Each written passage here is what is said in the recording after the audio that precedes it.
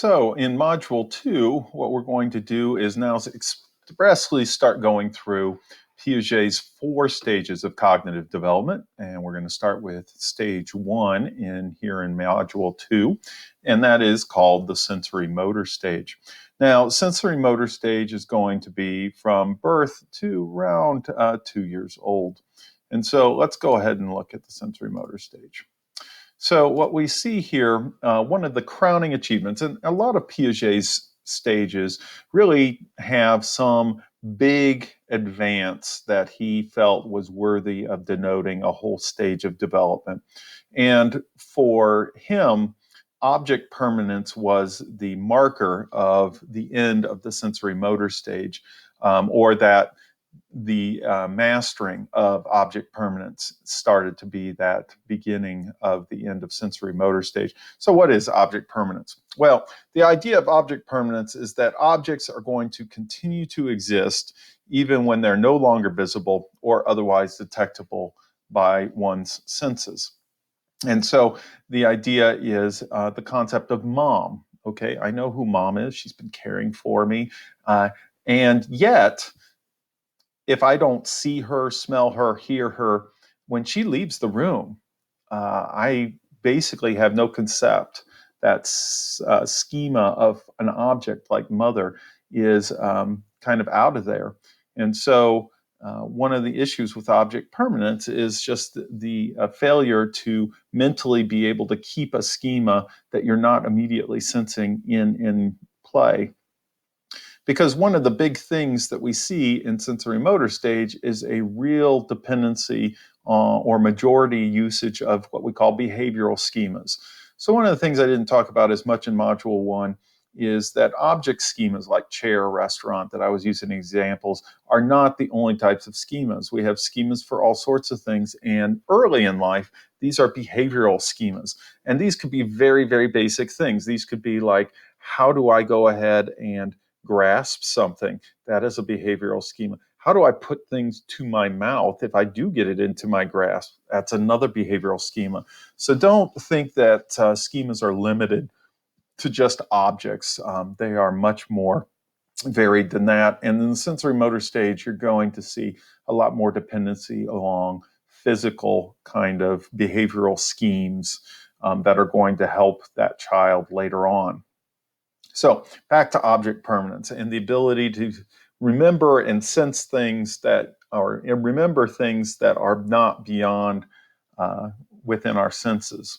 And so there is a classic issue that kind of displays object permanence, and it's called the A not B error. And what the A not B error is a tendency to look for where things were last found rather than a new hiding place. And the likelihood that infants are making the error increases the longer you have delays between hiding and searching, and the number of trials in which the object is found in a particular spot. Okay. Yeah, that was the wordy kind of textbook definition. Let me give you an example. Okay. So let's say I have this pin here, right? And you are a young child, very young, okay, maybe 1 or 2.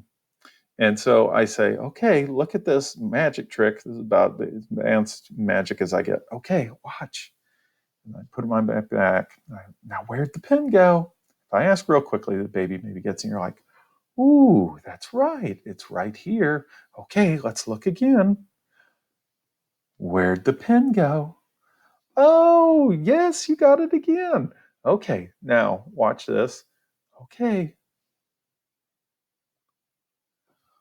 Where did the pin go? And a child of this age is going to say this one. And it's because it's been in this one the last 3 or 4 times, okay? And they're more likely to make that error the longer they've had to hold that object and where it's been in their mind, okay? They almost get into the routine, a schema of every time he puts his pen, it's going to be in the right hand, and it's going to be the right hand in the back. And they just can't help themselves because it's a behavioral schema to keep reaching for the right. Even though, as you saw, I very clearly transferred in front of them. I didn't try to do any misdirection or anything. And so that's the A not B error, where a child gets locked into this behavioral schema and is unable to override it. When they get to being able to override it, it means that they have that object permanence because they know for a fact that it isn't where it's always been, but where I just saw it change to. Okay. I hope you're sticking with me. I sometimes when object permanence, it can take a little while to get used to.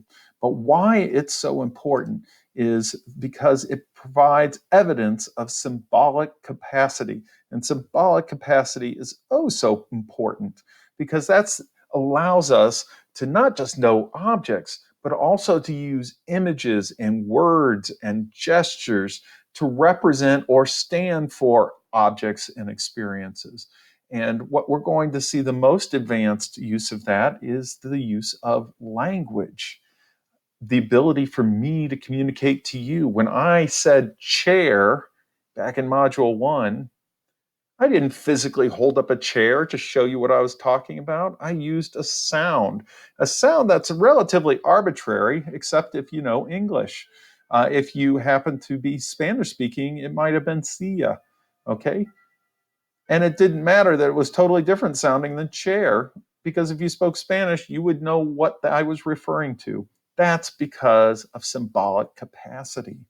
So we really need to appreciate that. Now, one of the funner things that I think come from symbolic capacity, and of course, very important in regards to being able to do problem solving and advance your cognitive development, is the ability to do make-believe play.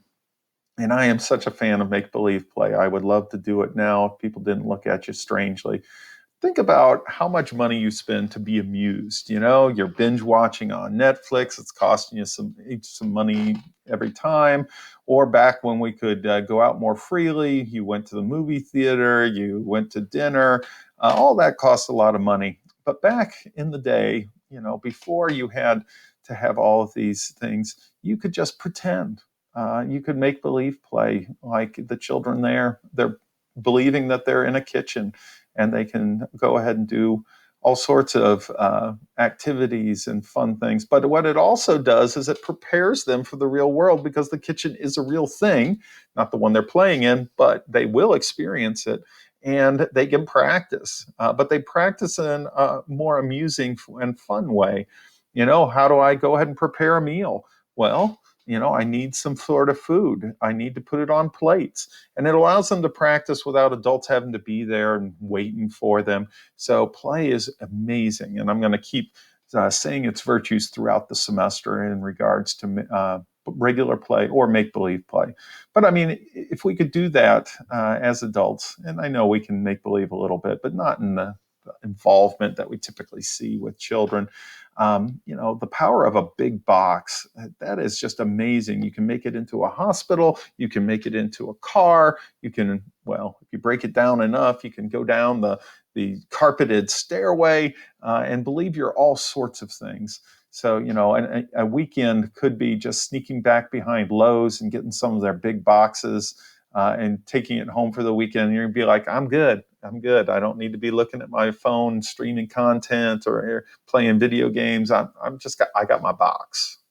And I think, I think that would be a really powerful sort of thing. So, but we have moved on. Okay. So we are going in the sensorimotor stage at the very end with the object permanence, which leads to symbolic capacity, and that leads to language and make-believe play. Now, before we leave this stage, I do just want to point out that there are sub-stages in these particular stage of sensorimotor stage, and you can see them. They're all based on behavioral schemas, more or less, except see that very last one, which is kind of that beginning of thought. I don't expect you to know these things. I want you to be aware that they are in case you ever do take a more advanced development class and they go over Piaget and talk about the sub-stages of the sensorimotor stage. But it really just gets into getting more and more advanced in your behavioral skills. And each little behavioral schema can be combined or organized, that we talked about earlier, into more complex ones. So getting into Module 3, we're going to start reviewing the second stage of the cognitive development by Piaget, called the pre-operational phase. So That's next up.